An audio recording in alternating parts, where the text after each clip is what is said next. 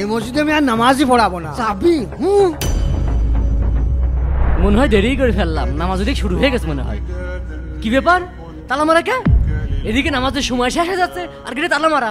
নামাজ আর পড়বো না। এক সপ্তাহ পর মসজিদে এলাম, নামাজ কি শুরু হয়ে গেল নাকি আল্লাহ জানে। কিরে তালা মারা কে আর হুজুর কই? কিরে আমি এক সপ্তাহ পর মসজিদে নামাজ পড়তে আসলাম, তাও দেখি তালা মারা। নামাজই পারবো না। ইমাম সাহেব দাঁড়ান। নাতি ছেলে না কোথায় যাচ্ছে? আপনাদের এলাকা ছেড়ে চলে যাচ্ছি, এলাকায় থাকবো না আর আপনাদের মসজিদে নামাজও পড়াবো না। আমরা বলে আপনাদের 3 বেলা খাইতে দিই, মনে আছে তো? হ্যাঁ। আপনাদের বাড়িতে খাবো না, আপনাদের মসজিদে নামাজও পড়াবো না। কে নামাজ পড়তে আসলো কি না আসলো সেটা দেখার দায়িত্ব আপনার না।